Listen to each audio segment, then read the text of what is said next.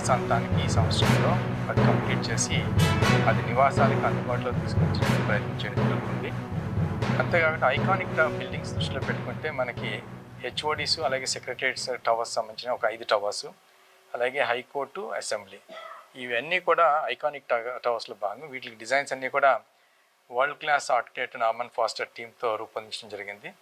So వారితో అనుసంధానం చేసుకుంటూ, అలాగే ఇండియన్ టీమ్స్తో కూడా అనుసంధానం చేసుకుంటూ, అలాగే కాంట్రాక్టింగ్ ఏజెన్సీ ఎవరైతే ఉన్నారో వాళ్ళతో కూడా కోఆర్డినేట్ చేసుకుంటూ వారి దగ్గర నుంచి క్లియర్గా వర్క్ షెడ్యూల్స్ తీసుకోవడం జరిగింది. అలాగే డ్రాయింగ్ సబ్మిషన్ ఏదైతే ఆర్కిటెక్ట్స్ ఉన్నారో ఇంటర్నేషనల్ ఆర్కిటెక్ట్స్ వారి దగ్గర నుంచి కూడా తీసుకుని ఇటు డ్రాయింగ్ సబ్మిషన్ అలాగే వర్క్ ఎగ్జిక్యూషన్కి ఏ రకమైనటువంటి ఇబ్బంది లేకుండా అది ఒక పూర్తి కోఆర్డినేటెడ్ విధానం నడిచేటట్టు కూడా మనం ఒక అప్లికేషన్ రూపొందించుకుని దాన్ని ఫాలోఅప్ చేసుకుంటూ ఈ కన్స్ట్రక్షన్ అనుకున్న టైంలో పూర్తయ్యేటట్టుగా చర్యలు తీసుకోవడం జరుగుతుంది.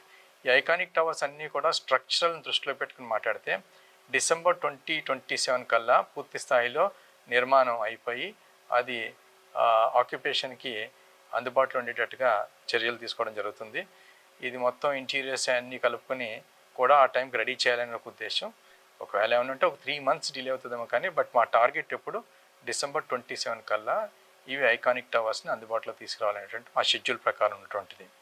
ఇప్పుడు స్ట్రక్చర్స్ అన్నీ కూడా అయిపోయింది. రానున్న రోజుల్లో ఎంఈపీ వర్క్స్, తర్వాత ఇంటీరియర్స్, ఫర్నిచింగు, తర్వాత చుట్టుపక్కల ఉన్న ఇన్ఫ్రాస్ట్రక్చర్, ఎక్స్టర్నల్ ఇన్ఫ్రాస్ట్రక్చర్ ఏదైతే ఉందో ల్యాండ్స్కేపింగ్ అన్నీ కూడా వాళ్ళందరితో కోఆర్డినేట్ చేసుకోవడం జరుగుతుంది. సో ఇవన్నీ కూడా ఒకదానికొకటి అనుసంధానం చేసుకుంటూ అనుకున్న విధంగా అన్ని పనులు కూడా డిసెంబర్ 27కి అయ్యేటట్టుగా చర్యలు తీసుకోవడం జరుగుతుంది.